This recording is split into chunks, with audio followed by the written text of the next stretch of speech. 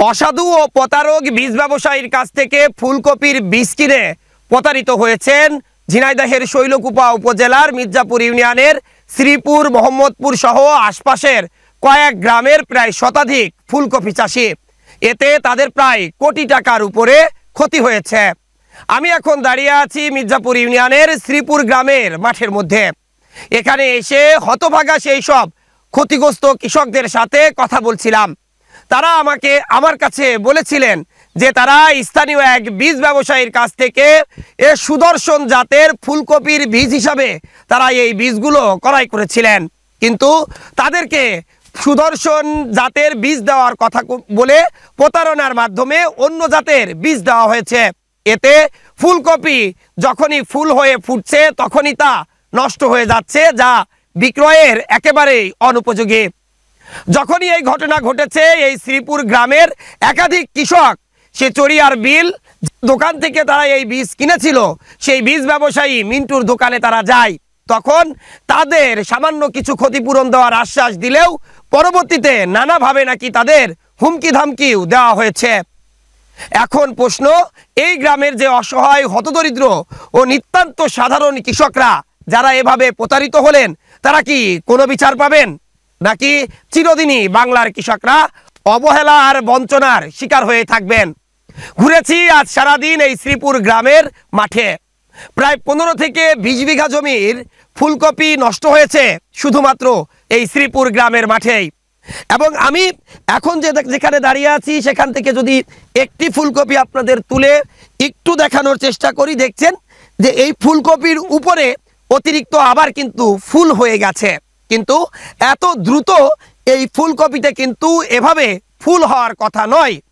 কিন্তু কেন হয়েছে তার একমাত্র কারণ হচ্ছে সুদর্শন জাতের ফুলকপির বীজ দেওয়ার নামে অন্য ভেজাল বীজ পরিবেশন করেছে অসাধু সেই বীজ ব্যবসায়ী। এলাকাবাসী আমাদেরকে বারবার একটা অভিযোগ করে তারা বলছিলেন, আমাদের কপি আছে 50 শতক জমিতে আমি কপি আবাদ করি। এই কপি বীজ নিয়ে আসছিলাম। মিন্টু বীজ ভান্ডারের মালিকের নাম মিন্টু হোসেন, বাড়ি মোহাম্মদপুর, চড়িয়ার বিল বাজার তার বীজ ভান্ডারের দোকান। সেখান থেকে বীজ দেশে আমার সুদর্শন বলে বীজ দেশে, বীজের জাতের নাম সুদর্শন, কিন্তু বীজ প্যাকেট করিয়েছে অন্য বীজ দিয়ে প্যাকিং করে আমাদের চালাইতেছে, যার কারণের জন্য আমরা এই ক্ষতিগ্রস্ত হয়েছি। ক্ষতি হয়েছে আনুমানিক 1-2 লক্ষ টাকা। তাদের কাছে গেছিলাম, কিন্তু সে আমাদের কোথায় কোনো রেসপন্স দিইনি, কোথায় কোনো আমাদের কোনো গুরুত্বই দিইনি। এমনকি বলেছে আর তোমরা এই ব্যাপারে কোনো আমার কাছে কোনো করতে আসবে না, এরকম বিভিন্ন আমাদের হুমকি দিয়েছে। আমি 33 শতক জমিতে সুদর্শন কপি লাগাইছিলাম। আমি মিন্টুর মাধ্যমে জানছিলাম, কিন্তু আমাদের পাশেই অনেকে সুদর্শন অরিজিনাল বীজ যারা নিয়ে আসছে তাদের কপি 1.5 কেজি 1 কেজি এমন ওজন হয়েছে। আর আমাদের যে বীজটা দিয়েছে সুদর্শন বলে, সেই বীজটা ফুল বেরোনোর সাথে সাথেই বুরকনি হয়ে যাচ্ছে, মানে সবুজ হয়ে যাচ্ছে। এখন এই কারণে আমরা মিন্টুর মাধ্যমে বীজ ভান্ডারে গেছিলাম। সেখানে আমাদের শ্রীপুর গ্রাম থেকে 10 বিঘা 11 বিঘা জমির একটা হিসাব দেওয়া হয়েছিল যে শ্রীপুর গ্রাম থেকে নষ্ট হয়েছে। সেই হিসাবে প্রথমে সে বলছিল যে আমি বিভিন্ন জায়গা থেকে, যখন বীজের চাহিদা হয়েছিল তখন বিভিন্ন জায়গা থেকে আমি বীজ সংগ্রহ করে বীজ আপনাদের দিছি, এখন বীজটা নষ্ট হতে পারে। সেই মোতাবেক প্রথমে আমরা তাদের কাছে হিসাব দিছিলাম যে বিঘা হয়ে আমাদের লিসের জমি দিয়ে 40 থেকে 45 হাজার টাকা খরচ হয়েছে। তখন সে সর্বপ্রথম 2000 টাকা করে বিঘা হয়ে দিতে চায়, পরে লাস্টে 30,000, পরে নেক্সট টাইম আবার বলল যে না আমি 50,000 টাকা দেবো।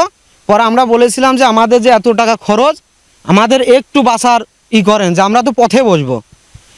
তারপরে সে বলেছিল যে আমি পারবো না, তোমরা যা খুশি তাই করতে পারো। হুমকি দেওয়া হয়েছে যে এর কারণে যদি আবার নেক্সট টাইমে আসা হয় কিন্তু তোমাদের খবর খারাপ আছে।